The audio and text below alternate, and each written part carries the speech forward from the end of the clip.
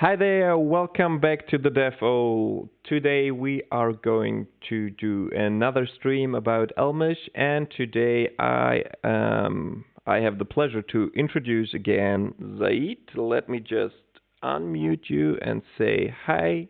Hi there. Hello, Hi Roman. there. Hi there. Thank you for having me again.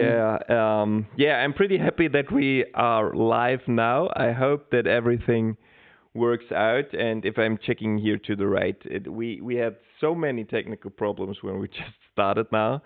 I had to manually change the DNS servers to Google's because suddenly I couldn't connect to GitHub anymore. And it was like the last hour was a bit of a chaos. So I hope this will be resolved in here and we have a nice stream.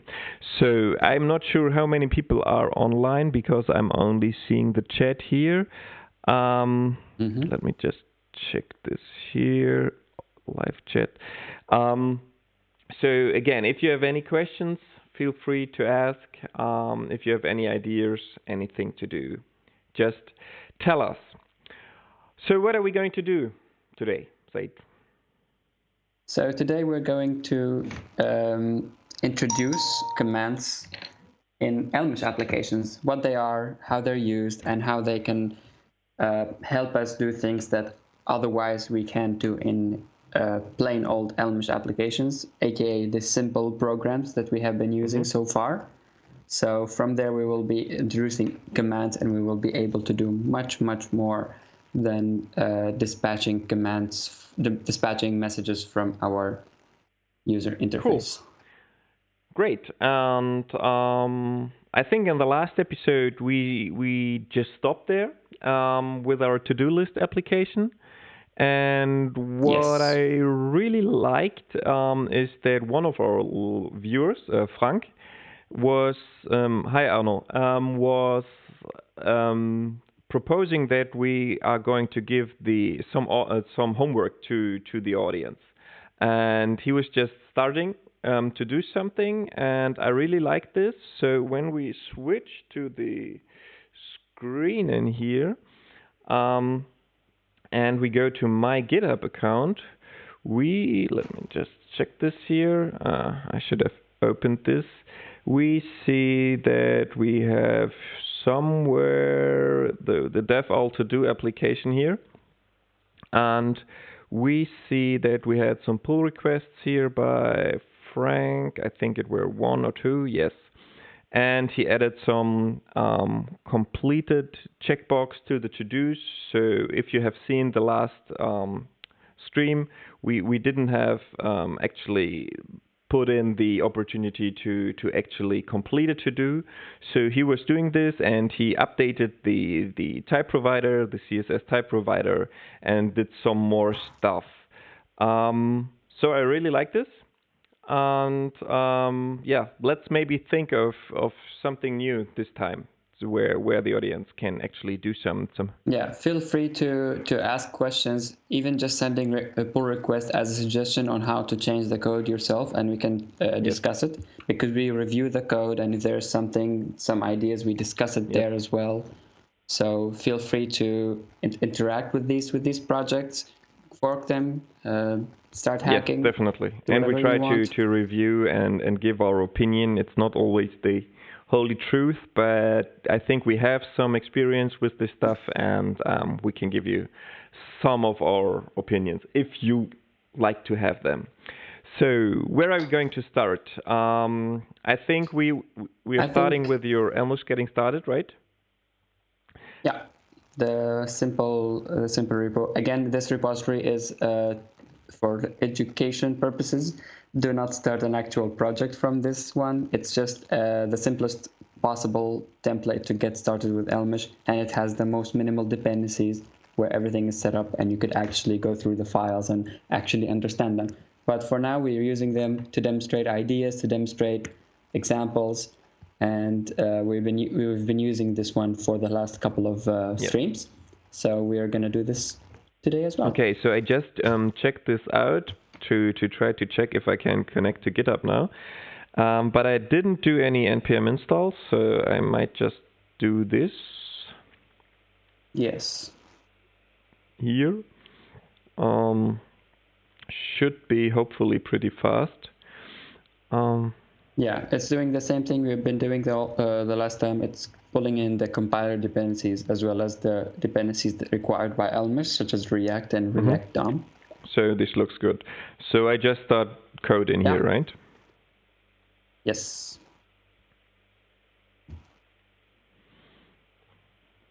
So this looks good.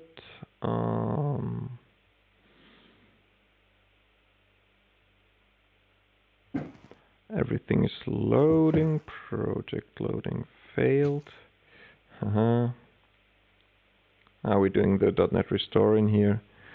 So I hope that everything will work, and then we can start in our app.fs in here. Cool. So where do we start? And what are we going to do? So I think let's explain the problem context first. Why do we need commands in the first place? Right. So if you look at, am I using your? Yes. Okay. Go for it. Okay. So if you look at the program now, we talked about the program, right? And we talked about how the rendered user interface here is able to dispatch messages into our dispatch loop and have it handled by the update function to compute new states, right? So when we dispatch functions, we bind the event handlers of UI elements, and thus we are able to dispatch these events such as increment and decrement. So when we talk about the ability to dispatch functions, we think strictly from the user interface perspective, because the only way we are able to dispatch these messages into our Elmish program is by attaching event handlers to UI elements. But in many applications, UI elements are not the only place where messages originate from. Sometimes you have messages from subscriptions, such as a WebSocket, or sometimes you have messages coming from external events. And we will talk about what an external event is, or how you could think about something such as an HTTP request as an external event. But basically, there are many other sources of these messages, and commands allow you to dispatch messages from these different sources. Let me just, please let me, leave me the mouse for a second. So, wait. My hands are free. I just want to open the, let me see, event sourcing. No, that's not the one. The slides that we have shown last time when we were talking about, or the time before when we were talking about the Elm architecture. Yes. And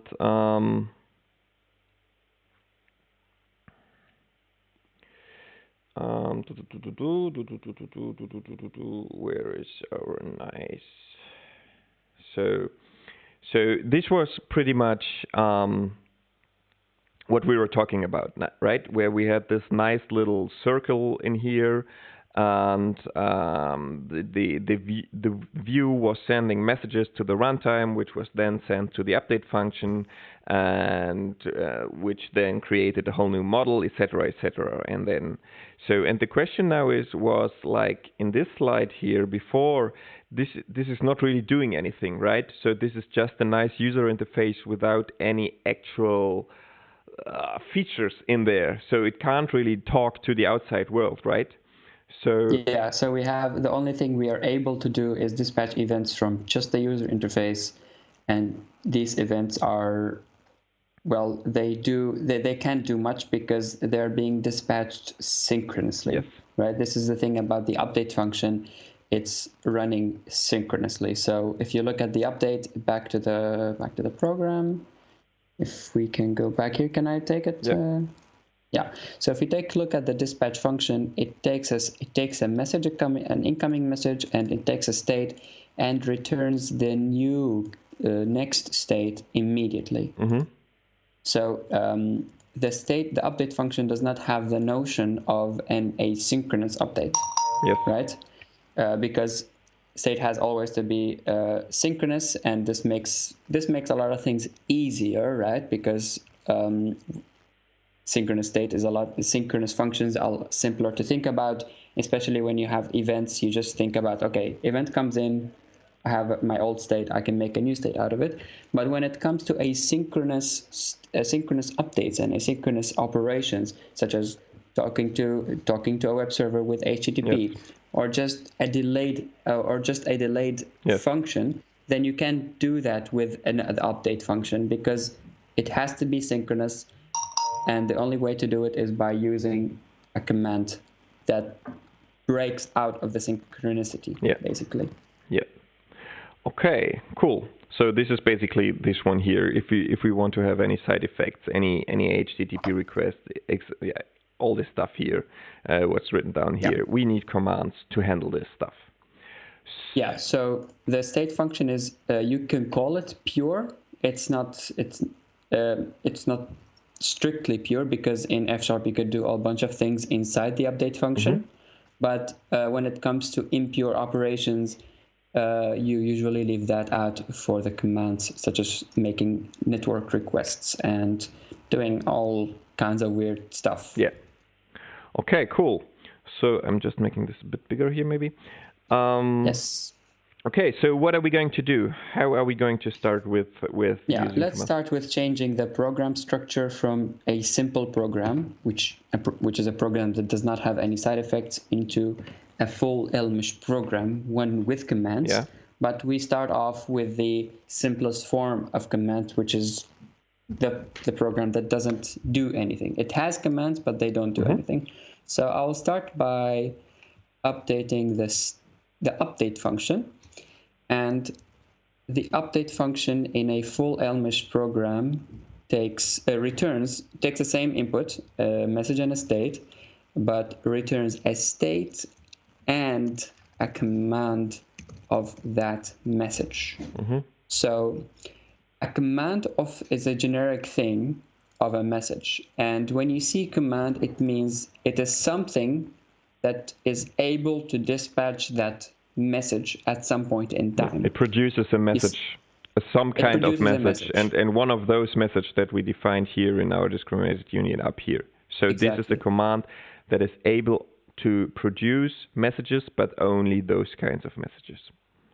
Exactly. So commands are message specific, and they're able to, just like when you call the dispatch function from your render, they're able to dispatch these messages back into the Elmish runtime, back to the dispatch loop.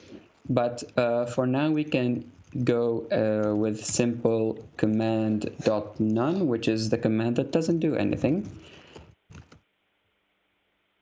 So we return a tuple, obviously, and there's it's a choice made when implementing Elmish to make it mimic the Elm architecture, the Elm language, where you return the command next to the state as a tuple. So we do that here as well. And a command.none is a command that doesn't dispatch anything. It has the ability to dispatch something of type message, but this one doesn't. So we update.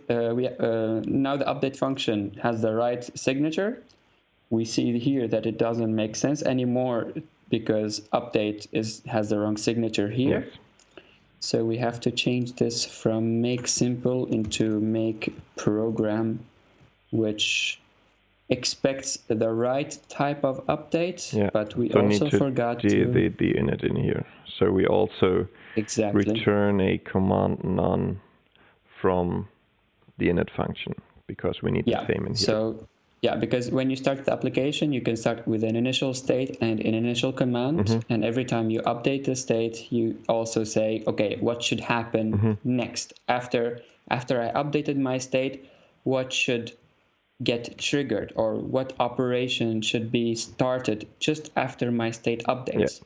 So and most of the time, this one, or I think a good use case for this, what I think everyone can imagine is like you start your application with some loading state, or you don't know the data from your server yet. You don't know the data that you're going to display. So in this case, you have a initial command that is actually getting the data from some API or from the server. And when it returns, we say when the data is there, then send this or dispatch this message into the loop, and then we can handle that some data was arrived in our update function again. Yeah. So in case you're we haven't confused enough, I think let's recap what we did here. I think we went a little bit hand wavy here. The thing is, we didn't change anything in the program. We just added commands that don't do anything. So if we run the application as is, shall we do this?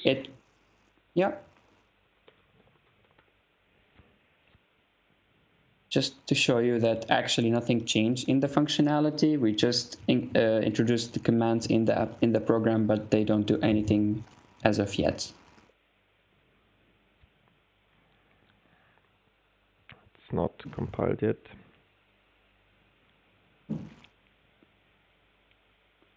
Takes a little bit.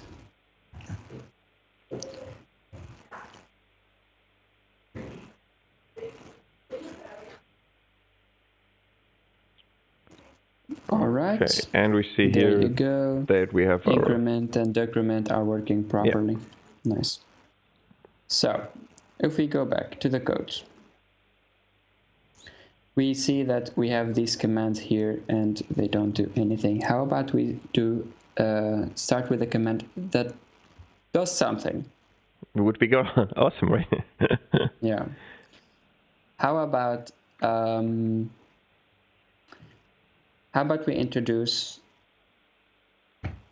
a batch? How about we dispatch increment twice using a batch? What do you think? Yeah. All right. So I will add a new message called double increment, or actually increment twice. Increment twice. This message will return the state as is, but it will do something. And actually, I don't want to do something. I want to do two things. So I will have command.batch, and then I will go command of message increment and command.message increment. So let's let the button increment twice instead of one time, right? Okay, so when we start this now, we have decrement is -1, and the increment you see here, we go 2 up. So let's check what we have done in here, because I think it's a bit confusing at first. So you go. Yeah, so we said that a command is something that is able to dispatch something back to the dispatch loop. One of the simplest commands you can have is of message. We will talk about of message in depth in a little bit, I guess, but for now it's the simplest type of message command where it just dispatches whatever message you give it. It looks like it's almost doing nothing. It just whatever message you want to dispatch, it just dispatches it for the next cycle. So update gets called for every message, and cmd of message just dispatches this message for the next render cycle. And in this case, we have two of these commands, and we batch them together such that they run one after another. Yeah, actually, they don't wait for each other. They just run one after another. Okay, cool. Yeah, so we increment. We let the commands do the dispatching of 2 increment events, which then go into the increment path of the update function and actually update the state, causing it to re-render. Okay, can we now actually do something? I don't know. Command of message is just like it feels we could. So what is the difference now to have just the message increment twice? That is just state count +2, right? So it's not really. Yeah. No, it doesn't it doesn't help that much. Yeah. Let's do something we can't do with normal update, which is making async, which is manipulating async operations. Okay. And to work with async operations, let's have, for example,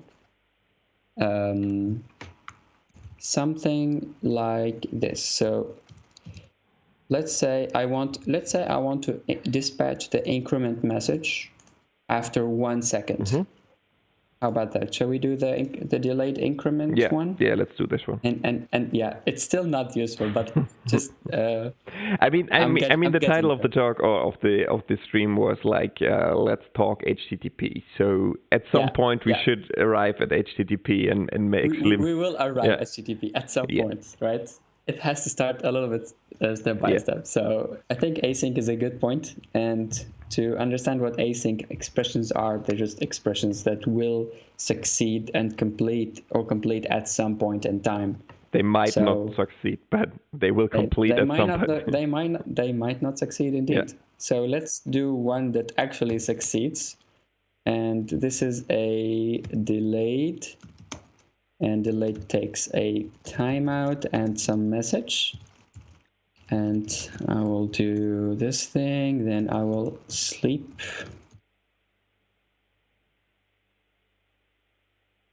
For that timeout, and then return the message. See, this is the simplest type of async expression. It just waits for whatever timeout you're giving it, and then returns some value. I'll make it a message here to be exact. So shameless plug, if you have no clue what this means, I've just completed a 3-part async series on this YouTube channel here. So if you want to know how this async stuff in general works, I think we're not going too much into this because then we can talk an hour about this now. But it's basically just think of, if you don't know how to actually use this, think of this as a description of an asynchronous operation that is run later on, and in here we have some kind of asynchronous operations. In this case, it's just the sleep, and when the sleep is done, this whole asynchronous operation actually returns the message that we were given in. Yeah, if you're familiar with tasks from C#, this is the task equivalent, basically, with some semantic differences. Or if you're familiar with promises from JavaScript, this is the promise from JavaScript, the equivalent, but again, with semantic differences. But the ideas are the same. You do something that might take a while, and when that completes, you do something else, aka continuations. So the only thing we're doing here is we are waiting for a little bit, and when the waiting finishes, we return a message. So imagine if this was an HTTP request. We're not there yet. Imagine if that was the case. Then you would have here, do the request, which might take a while, and from the result make a message out of it. And eventually we want to dispatch the resulting message from that HTTP request into our dispatch loop. Yes. And that's how you integrate something like an HTTP request into an Elmish application. You make it into something async, something that the Elmish runtime understands, hopefully, and make messages out of it, because everything comes down to messages. Because if you think about requests and responses, you don't usually think about them in terms of messages, but actually they are, because there are two main events that happen for an HTTP request. The event that when it has started, that's one event, but when it has finished, that's another event. And when it has finished, it has an actual response. So it is like the event data is the response, and you could do something with it to create a message, which you can then dispatch into your Elmish program. But let's make this work first. I really want to make an increment delayed message. So instead of incrementing twice, I will go increment delayed, which will do an increment after a delay. Hope that's obvious. And then I don't want this message. I want the message that knows how, that understands async expressions. So I'm not very familiar with the library of command. There are a lot of built-in ones, but they always confuse me, to be honest. Yes, definitely, me too. So a CMD of async, I think that's where I want to go, and then I think it's perform because it. Yes. Yeah, perform sounds good, but it needs an error handler as well.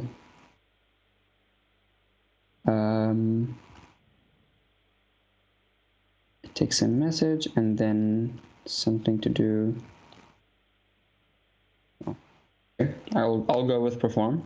It takes a value to that async and then another value to actually run it. Okay. So it takes a function, let's say timeout, and goes to delayed timeout and an increment message, and it wants a timeout. Is that right?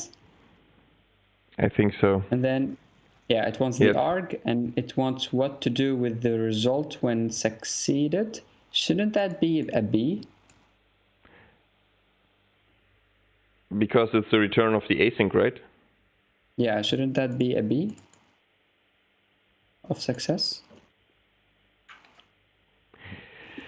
Yes. Okay. I'm not. Yeah. Right. So ID of success. It doesn't seem to be happy. The constructor timeout is not defined, so we need, to give it a value. Like yes.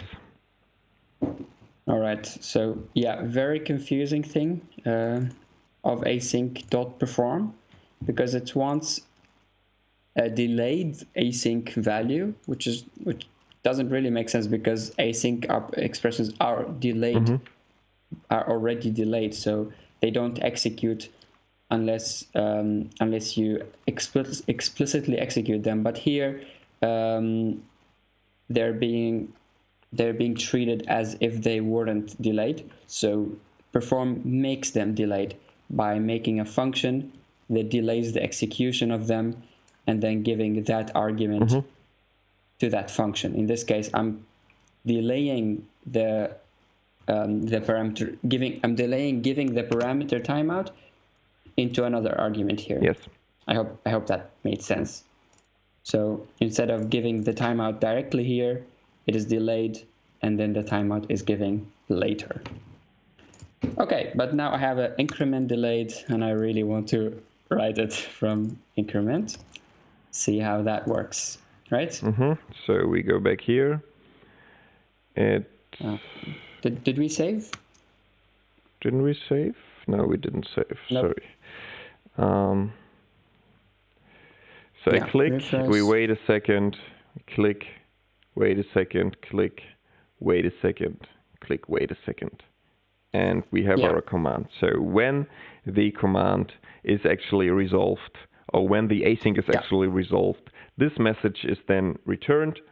And it is the ID function here. This might look a bit strange, but it's because we are just returning the message here, right? Normally, we could have something here that returns us some value, and then in this function, we could take this value and return the message out of it, right? Yeah, so the ID so the last operator basically says, okay, when this expression, then when this async expression resolves, it actually gives you a value. How do you make a message out of that value? But in this case, the value itself is a message, so I just return itself. So that's how we make an increment delayed. And it's really important that we understand that we are working with messages. Everything we do comes down to events, and we can, so that we can dispatch these events back to the dispatch loop and handle them in separate paths here. And again, the events themselves are handled synchronously, but the dispatching of these events doesn't have to. Yes. So the dispatching of these events can happen asynchronously at whatever order, and you have to have an update function that doesn't care about that. It cares about only the current state to make the next one. Because if we had an async function, it might be weird to interact with. I know it made it a little bit weirder to use commands, but I think that's a cleaner way when you have a larger one, when you have a more complicated one. Yes. So starting from here, I think the only thing we have to do to work with HTTP is actually changing this part to do some HTTP work, right? Yes. So, and hopefully that HTTP work will return you some async thing, right? Yes, and then we can use the return value of this HTTP stuff to create our messages. Yeah. So, how do you like to do this? Do you want to implement our own HTTP stuff or use a library? I recommend to use a library, not to do too much now on our own. And use simple HTTP or something. And yes, simple HTTP sounds like a good example. If we only know the creator of this, right? So no, we will never learn. Okay, so we need to install this, right? Yeah. So now we're gonna start using a library to do the actual HTTP request. So and let me just do this here. Up. So we have our terminal here. Yeah. So this library depends on something on the browser itself. So we don't have any extra dependencies. We only need to install the library, and we're set. We're all set. We can actually start using it. So it's .NET. You have to be in source. Oh yeah, sorry. CD sort. Oops, almost. Yes. So and then we have .NET add. It's simple. I think add package. Oh yes. Yeah, it's packet that doesn't use add package. That's true. Simple H. I think it was Fable.simple I don't HTTP. know. So you need to Fable.simple and then the dot HTTP. like this. Yeah. Okay, cool.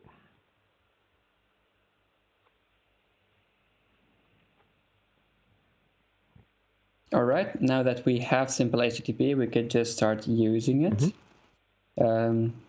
Shall I? Yeah, go. I've never used it in my stuff, so it should be pretty straightforward. It is simple after all. So you open up the namespace, which is the name as the package itself. Now we can start using stuff within simple HTTP, and we will do an HTTP request to get some data. So I will go let response. Actually, I don't want the full response. I want the status code and the response text. I'm bad at writing. And that is just HTTP get some data. That's it. And we can start doing things from the status code and the response text we get back from the /data. So here we make a GET request to the URL /data, which is a relative URL to the server. But actually we don't have a server running just now. We are running our Webpack server, which is kind of a web server. It is serving these files, these static files from the public directory. So we can actually just add some data here. I'll call it data.txt. Hello, folks.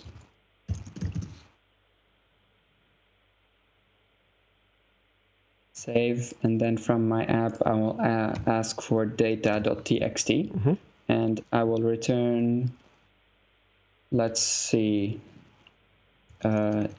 Data received. And what do we want to get in there? Just the response text, or? That's the response text. Okay, and cool. That is string. Mm-hmm. So when data received, I get a string back, which is my response text. So that's what I'm going to return here. Data received response text. There you go. So now ignoring the status code for now. Hopefully it will be 200. It will be 200, but spoilers. So we get data back, and when we update the data, we have to do something for the state. So let's put this in here, right? So put something in the state, which is to respond. Yeah, we are getting back. We're getting back the response text. We have to put it in the local state such that we can actually show it. So it's the string, and in the init, we say then here that we have the response text.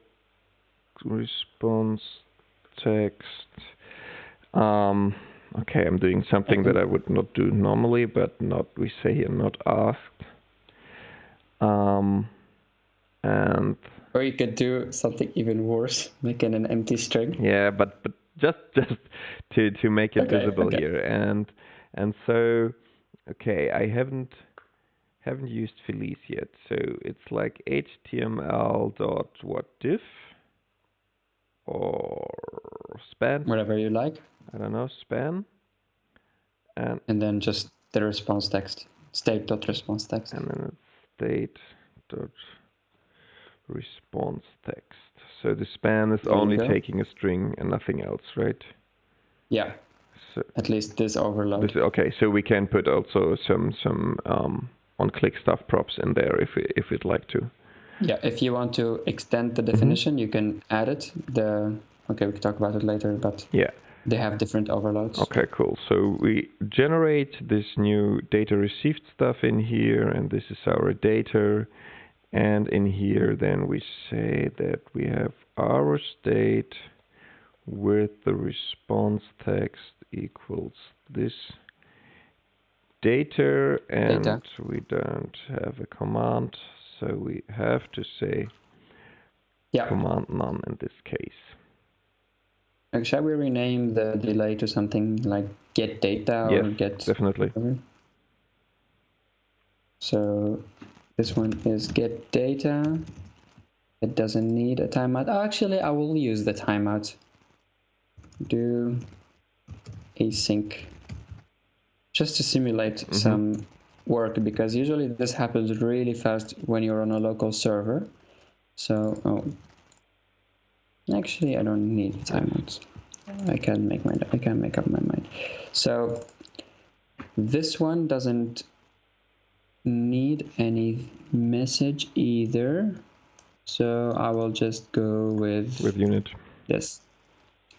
Actually, I can remove unit as well, but hey, this doesn't need any arguments, and I will just say get data, and then give it not another unit. I really don't like this with the argument, but but I don't like it either. But now shouldn't we just say get data here?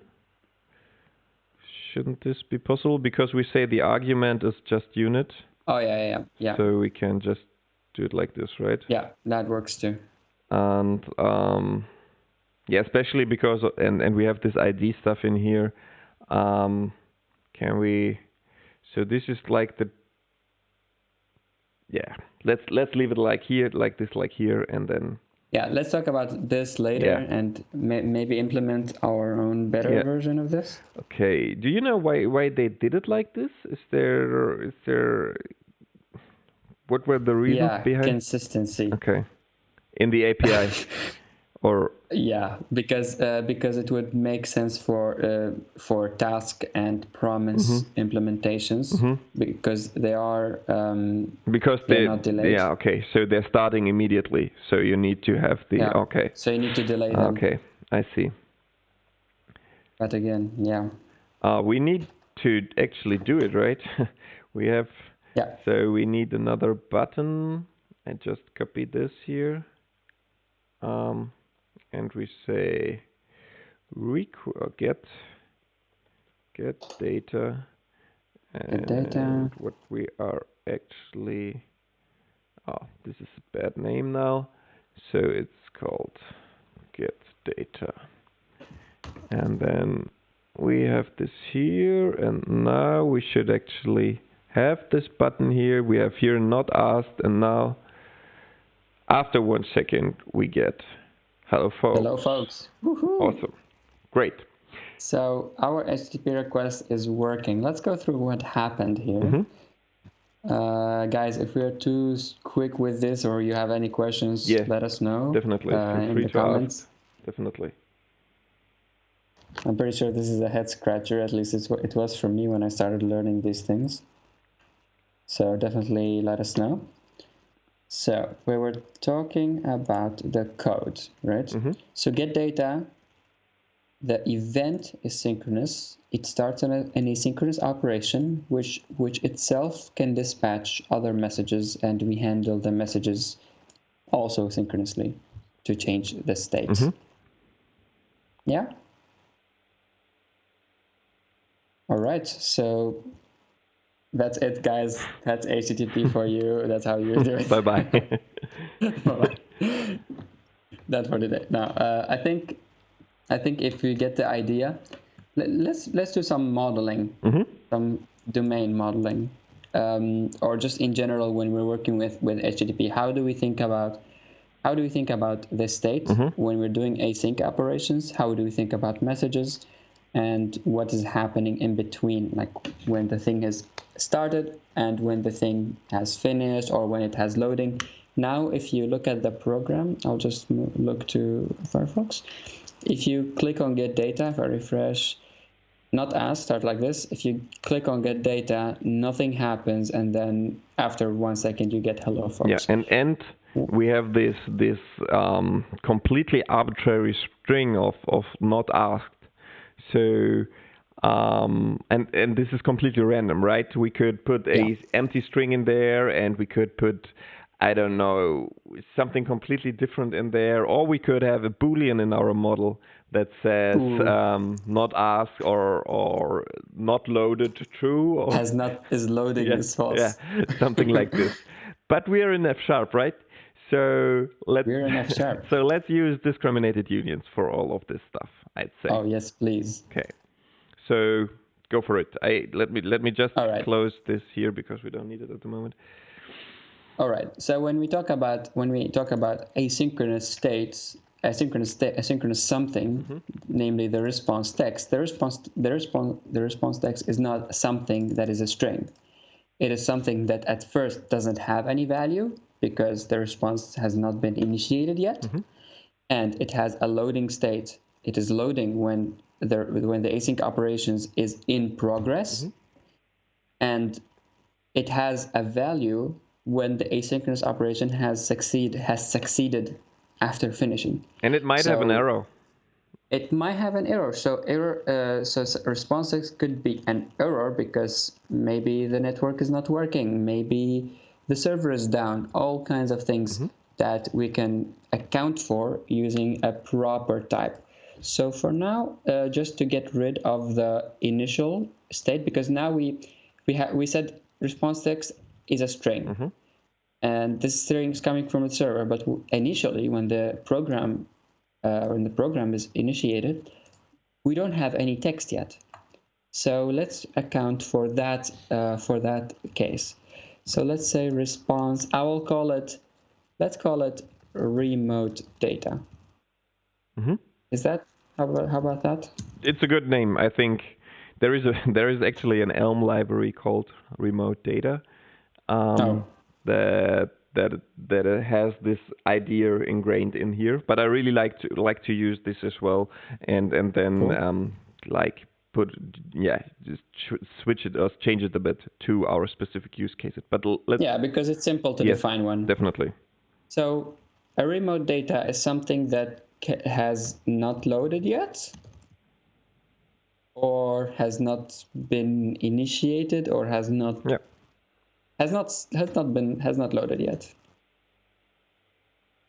We're at the initial state, and here we're talking about state. These are not messages. This is the state of one thing of your application state.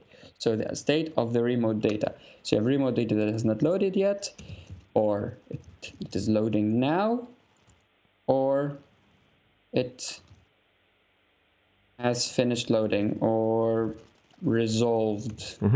What do you like to call them? Finished loading? Yeah, finished loading is good. Finished loading, and when it has finished loading, it actually has some string. So if we say it's a remote data, actually, why am I? Thanks. Yeah. I was thinking I don't want to make it generic because we know what type of response, but okay. For now. Is this my keyboard doing these ligatures? Okay. Okay, so yeah. I mean, what we have done now is we have defined like a generic remote of string, of course.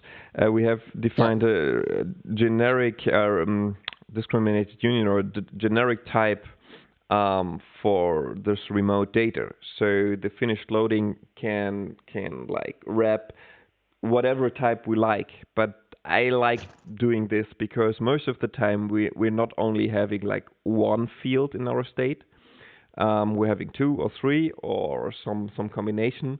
So I really like to have it this way and not to have to change my type later on, because I think we will arrive maybe at something like result of string, for example. And then if we are going to do this, then we need to actually change our remote data type, which is not actually what we want to do all the time, because we just want to fill the generic part in there, I'd say. Okay. You're fine with this? I'm fine with this. Okay, cool. So when we have defined it like this, we can now feel easier about the initial state, because it's always like a weird choice. If you are thinking you're doing something weird in the initial state, you have to go back to your model, because if you don't know what the initial state should be, it should probably be something of an empty kind. So I will go remote data and has not loaded yet, which is exactly what my response text is. So my response text has not loaded yet at the initial state of my application. Now, when I actually start getting the data, so this is the event that initiates the HTTP request, my state changes. Now state will be state with response text. Now it's loading, and I know. Yeah, there you go. So now my response text is loading because I'm initiating a request. And once my data is received, I can say my response text has finished loading.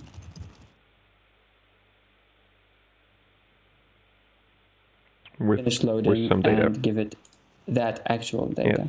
And now my state, you go for it. Okay.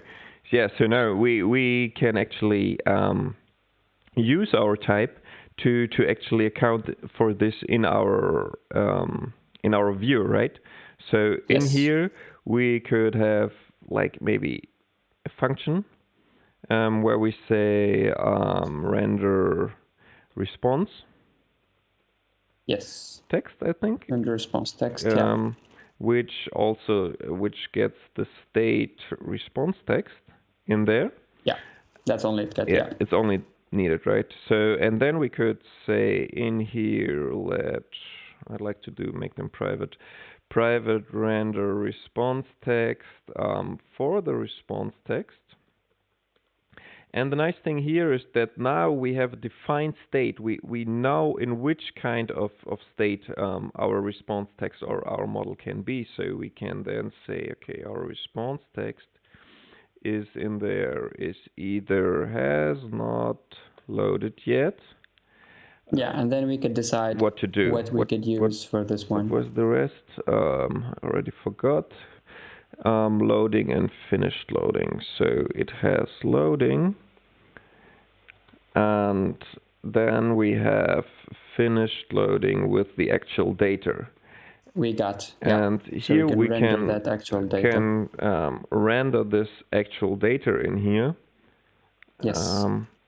And in this case, we could say HTML span imagine fancy spinner. Yep. And here HTML none. Yeah, for example, none. There you go. Nice. Didn't know about none. And data is an A in this case, so we need to say that the response text is of remote data string. Yeah, because of overloading, yes, it doesn't. It cannot know in which this case, which overload to take. Yeah, normally F# is better in this type inference stuff, but when we have Unless you do overloads, overloads. when we have overloads here, it could be an int, right? So you have overloads for this. Okay, I see. For an int, for float, for a list of things, etc., etc. Okay, cool. So we could also put the type int in here, but in those cases I like to put them in the function. Can you put the type there? Didn't know that. I think so. True, but I haven't done it before, so let's try it out. Okay. Because we're F# pros. Exactly. Yep. And now remove the type from up there. Yes. Look. It is working, and it knows it's remote data string. But I'm not really fond of this. I like to do it then. I haven't seen anyone that do it really. Yeah. So I think you can define the type anywhere where we defined or where we're binding values. So and that's it, I think. Hopefully. And when we have a look in here, we see nothing. And then we say get data, imagine fancy spinner. I can do the hell, folks. Maybe this was a bit fast. I don't know. So let's make this 3 seconds here. Yeah. Reload this, and then we say spinner 1, 2, 3, and bam, hello, folks. Boom. You could do it again, right? Yes. Data. Hey, the spinner again. Cool. Such a fancy spinner. Yes, we are awesome with designing stuff. Exactly. Don't you see how make cool this a bit page is? bigger anyway, and then much better. Yeah. Yeah, it's also responsive, so awesome. Great. Okay, cool. So shall we make it fail? Yeah, make it fail. Shall we make it handle errors? Yes, let's do this. So we could do two things. You could either have another case for errors. That's what we're doing at my job at the moment most of the time. Yeah, but I had it like this as well when I'm building Tabula Rasa, one of the projects in one of the bigger project samples of Elmish around. It hasn't been updated to the latest, but it's good to look at. It has all kinds of patrons and stuff in there. And there I'm using as well this one, where you have another case for errors. Yeah. So, but let's do the result stuff in here, maybe. Yeah, do you want to do the result? I really don't care. But then we don't need to actually change the type, right? No, you don't need to. So yeah, we have something that hasn't been loaded yet at the very first. Then it can be at the loading state, and it can finish loading and give you something. But that something can either be something you actually want to use, or it can be an error that has occurred while you wanted to show data. So for this, we use plain old result type, which is a discriminated union for. Okay, no, I don't know. We lost Zaid. So it's okay. I'm calling. I'm hanging up and trying to call him again and see if this is working. Today is really it's really the bad. So Zaid is offline. Let me check if we are still online. Otherwise, you folks need to tell me this. No, it looks good. Okay, I'm just trying to get Zaid back to the stream. So, and I'm just trying to pick up where he left. So, can you call back? Now he's there. Hopefully.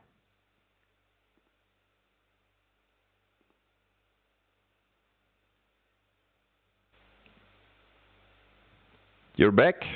Hey, and we're back, I guess. Yes. That was Yeah, weird. cool. My internet just broke. We are live. You're online. Okay, great. Yeah, I was Yes. afraid that I lost the connection, which would have been worse. So, okay, let's just pretend nothing ever happened. So, nothing happened. Okay, so yeah, you were just saying it's a plain old discriminated union, and in this case, it has like two parts. The result, it has okay and error. So the first generic in here, this one is our actual result. Yeah. And this one here is our error. And in this case, it's also a string, right? So we say... This is our result for the happy path, and this is our result when things go wrong. And we choose string because that's something we can actually render. Yes. Right? You could do all kinds of error things, status code, and then deciding later on when you render the thing what a status code means for the user interface. But because we can just say, well, I want this string, then you might as well just use a string because you're showing a message to the user. Yeah. All right. And now because the result of the data is has expanded, data received is not necessarily what we can get, right? So what we get in here is... Okay, I'm not disconnected, cool. So it's also a result, right? Well, you could have a result or you could have error as another message. Yeah, let's do this. Yeah, I like this. I think it's better to have an extra message in here, so we can show that we can have actually different messages, and we also have those cases. So data error for data. Error while receiving data or something. While receiving data, and this is then also the error in here. Yeah. And now we could actually check for status codes to decide whether something is an error or not. So when I get the data here, I could check the status code. Now, it's really simple. When you get the get function of the HTTP gets you an async integer and a string, which are the status code and the response text, which are always there. So you don't have to try catch a get function. So they will never actually throw. They will never throw. Cool. When error happens, it's just how the browser handles HTTP at first, which is giving you status code 0, which means you have network errors. So you don't have server errors, you have network errors, such that you're asking for a, let's say, a website that does not have CORS enabled. Yeah. And you're making cross-origin requests. Yeah. So you would, for that case, you would get a status code 0.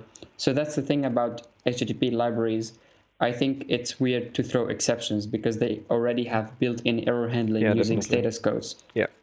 Okay. So what are we going to do? We're going to match over them? You can just say if statements. So how many do you want? Like just actually like 200, 200 and the rest is this error. Okay. Yeah.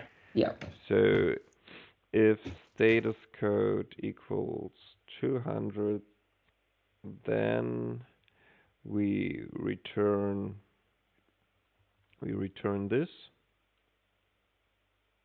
Yeah. And we say return, right? We say return.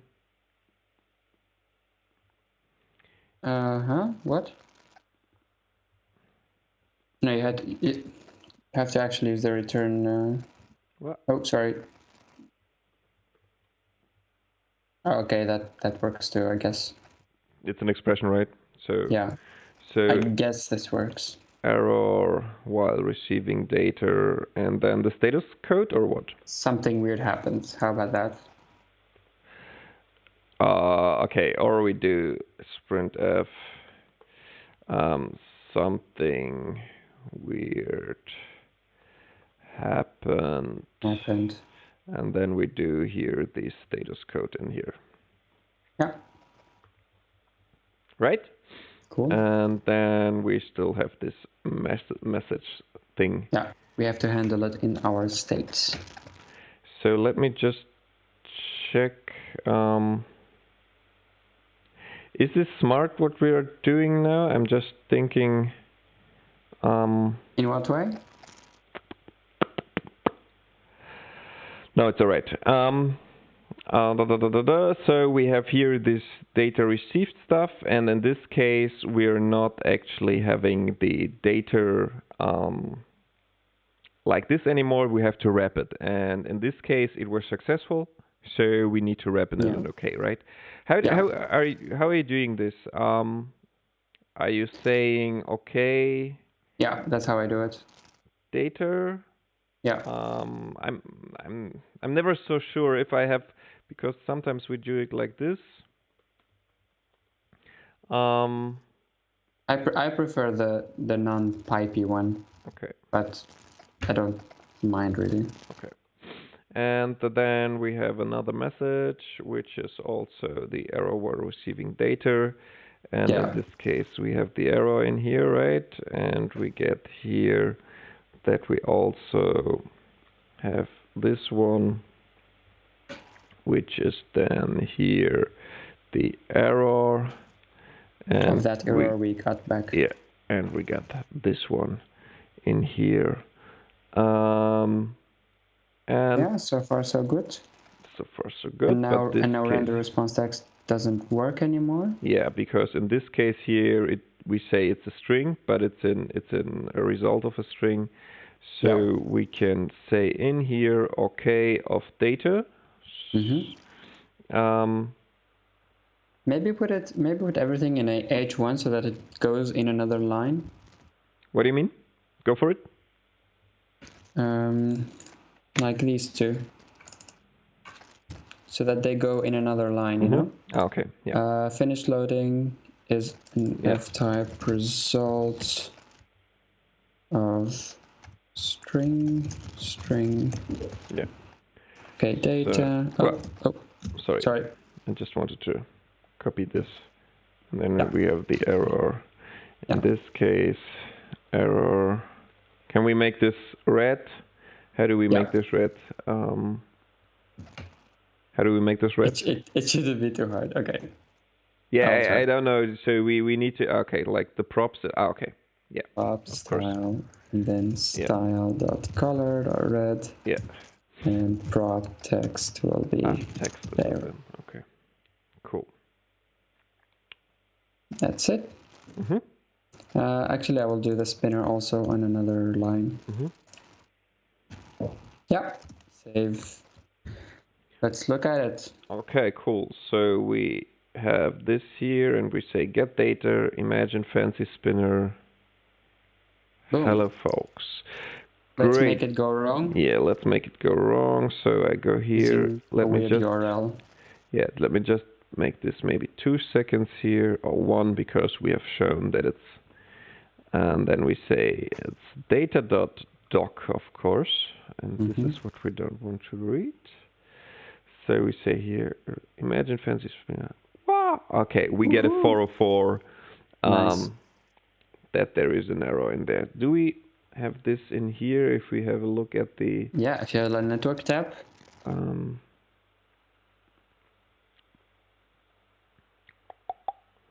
We also need to get the data, grades, and then we There you get go. data.doc, and we actually get back the 404 in here.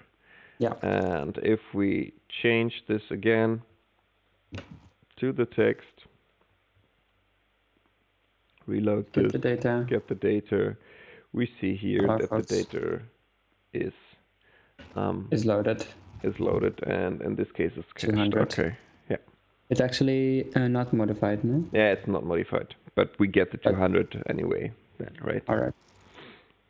Cool. Great.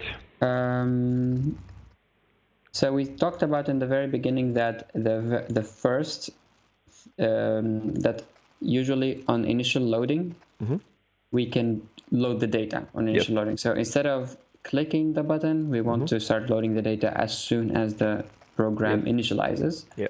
And that's what we could do using the init function. So this command that we have in here, where is it? That one here. This one. I'll just copy it all together. And I want to say paste. Yes, but then now we need to put this here up. Oh yeah. There you go, and then here you need to see. Oh. Yeah, okay, I will ask next time. No, it's all right. So you don't actually need get data. Actually, okay, you can leave it in there. Oh no, then let's use this then. So we have this very weird thing here, and we could actually let command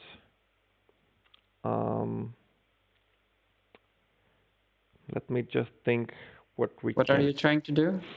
I want to do two things at once. I think maybe it's not good, but let's maybe make it like this with get data command. This resembles the one I was talking about last time.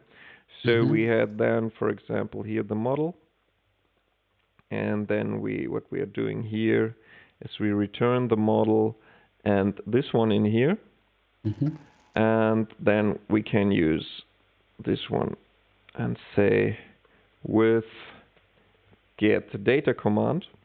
Yeah. And then we have this nicer, in my opinion, nicer DSL for our application. So we can read, okay, this is the model with that get data command. And while I'm at it, I'm also saying without commands. And this. So let's take a look at the questions. Yes. Hey, someone is asking how can we use FSX files with Fable?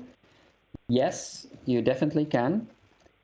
Sorry for the late answer, it's been a while. Yes, you definitely can use FSX files. Recently they have been updated to the latest everything.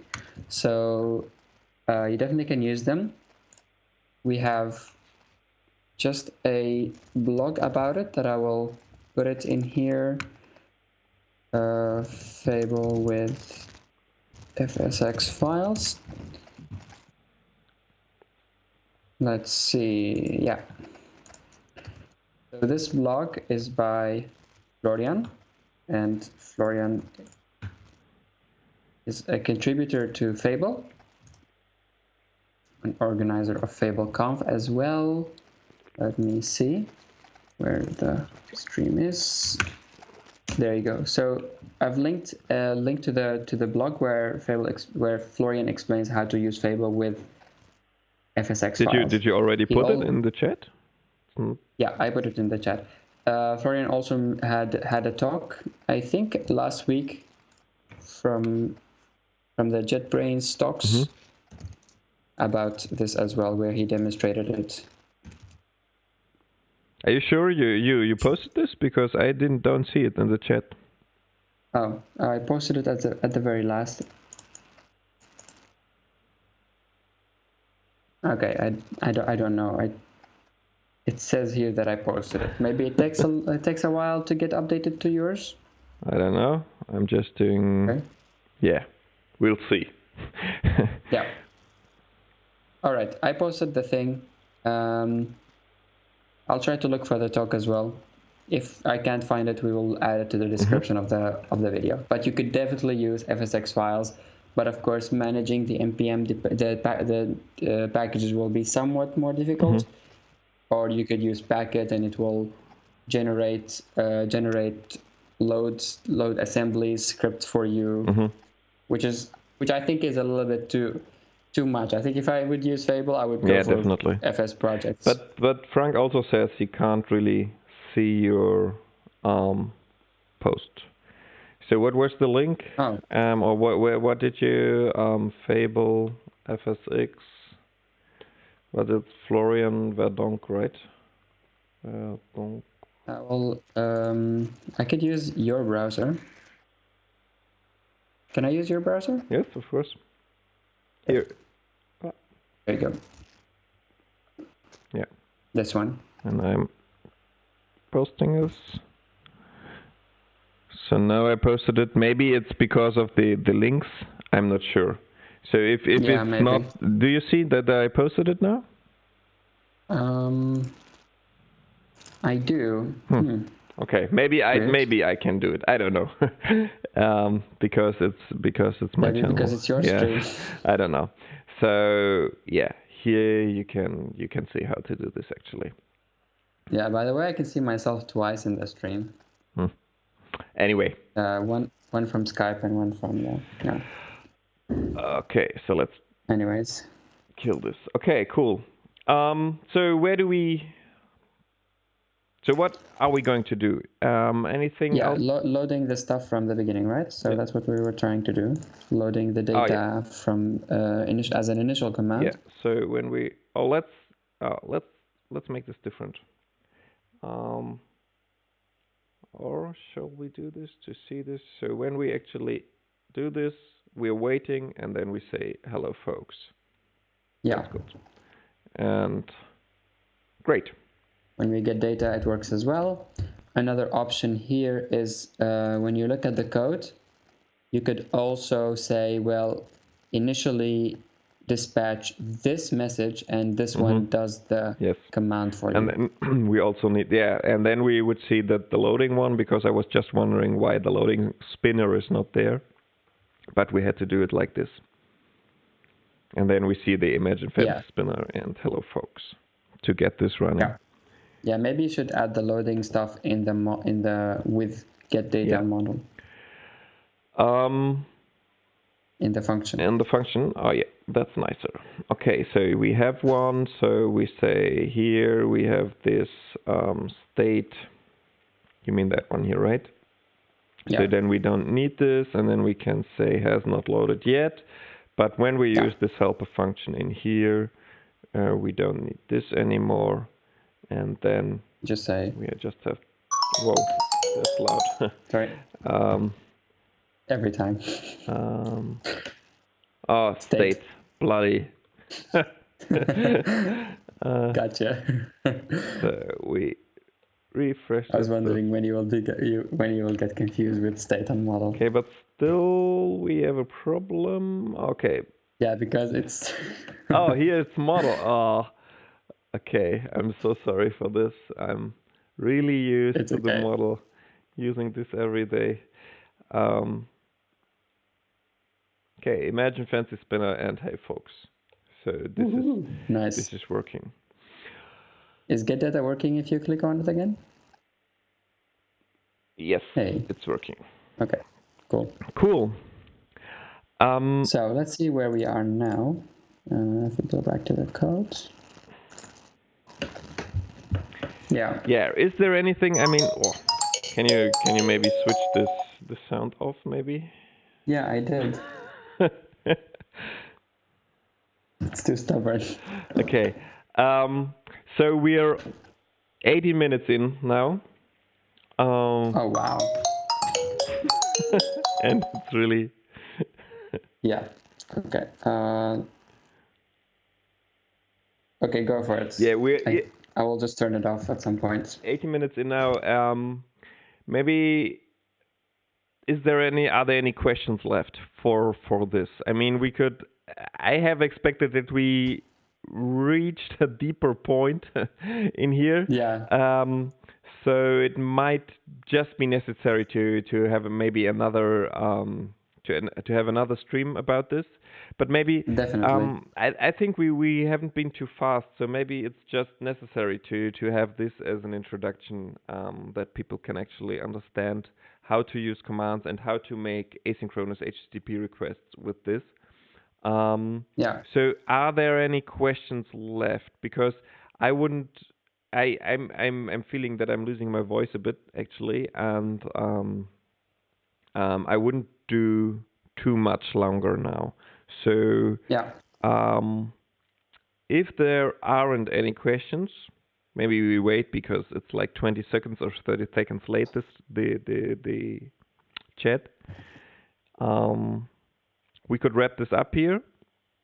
Yeah, I think we reached a good point. I mean, commands always have so much in there.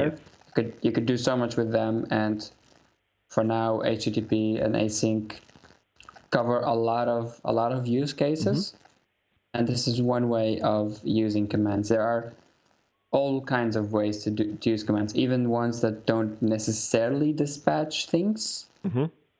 So there are a lot of uses. For example, can I show something? For sure. So I'll go to one of my libraries, which actually is implemented as commands, right? So if I go here, I can go, oh, there it is. So Sweet Alert, if you haven't used Sweet Alert before, shame on you, because it's the best.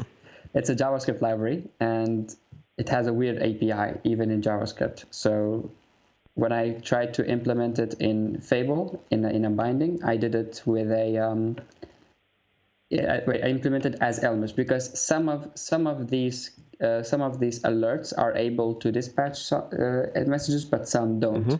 So for example, this one is the very simple alert. You can click here and you get a simple alert. Sometimes it get more complicated like this, and configuring all the stuff. But you have things like a confirm, which can dispatch multiple messages depending on what you do with the confirmation. So if you click confirm, then you handle confirmed and it goes to a OK message. If you handle dismiss, it goes to a dismiss message, and then it all runs through a command. So here I'm returning the state as is and running the confirm alert thingy, which is able to dispatch messages using these, which afterwards either dispatch the success alert or the error alert, depending on what you did in the last one. So this is an example of where commands could really shine, because usually you want to have these kind of things outside of your update, of your pure state updates. These things can do all bunch of stuff, and I think that if you look at the binding itself, it has a lot of weird JavaScripty things hacked away, but implemented as commands, packaged in this nice way, such that all the side effects can be handled by commands, and whatever thing you do outside of them can be synchronous, can be unit tested, etc., etc. So I think this is a very good example where breaking out of the Elmish cycle makes sense and actually be useful. Cool. Outside of just asynchronous operations, it can have all kinds of stuff. Yeah, definitely. Yeah, cool. So I think we should definitely have another episode about commands, because we talked about this a couple of times now, and I'm not always the happiest person about commands. Definitely. Yeah, same. They have some weird things in there, especially the types are very weird. We haven't talked about the types in the commands. Yeah, sometimes you could see them through the type definitions. So if we just have a look here at the Elmish one, Yeah, this is the library itself, the Yes, documentation. and we have this, wrong one, command. And we have this sub, and a command is actually a sub list. So it's a list of subs. So it's a list of subscriptions, and um, I'm not really happy about this sometimes. And it's I think especially for beginners, it's really hard to understand if you're just working with the types. It's really hard to grasp what is going on in here. So we have a message of unit. Dispatch is a function from message to unit, and a sub Yeah, is, this is the type of the actual dispatch yes, function. It takes a message and it doesn't return yes, anything. And then you have a sub, which is something that takes a dispatch function yes, and doesn't return yes, anything. And then you have a command, which is a list of these things that take a dispatch function yeah, and doesn't return anything. So if I say it like this, it's really weird. How do these things yeah, correlate to HTTP, and yeah, how does that allow you to do yes, HTTP? Yeah, it can be yeah, weird. Like even the none. Why is the none command the thing that doesn't do a anything? list. Is an empty Yeah, list. definitely. And also coming from Elm, where commands are a bit different. So in Elm, commands are just a description, like an async. Nah, not really like an async, but they're just a description of something that should be done later on. They are And data, yeah, they're right? just data. And then the runtime, in our case, the mailbox, the program, whatever, is actually responsible for handling those commands. And this allows us some different things, I think. And this allows us, for example, to optimize. So you have like 3 HTTP requests, the same HTTP request in a very short time. And this allows us to filter different HTTP or the same HTTP requests out and not send them to the server all the time without actually implementing a debouncer that is delaying something, that is just maybe implementing for some optimizing stuff, because But do you think optimization is the reason why the Elm is better? The Elm definitions or the Elm types are better than these ones? I'm not sure if they're better, they're just different. And I'm really liking the idea of a effect manager. So that I'm saying here, Mr. or Mrs. Program or runtime, here is an effect manager, and then we get just description of effects, and then this effect manager can actually decide how to implement them and how to do this. And I think this makes testing easier without making too many without the need of actually jumping through too many hoops. And I think this implementation or this optimization stuff is also pretty neat then. But Yeah, it's pretty neat, but I think this is more of application specific requirements, right? yeah, Whether you want to optimize a bunch of requests or yeah. whether you want to debounce. And I think this is and it's yeah. and it's just, I think Elmish and is the Elm architecture, but Elm has a different philosophy, in like a more holistic, different philosophy than F Sharp and Elmish. And I think both have their advantages. And I think you can do a lot of stuff much more easily and much faster in Elmish and F Sharp than you can do in Elm.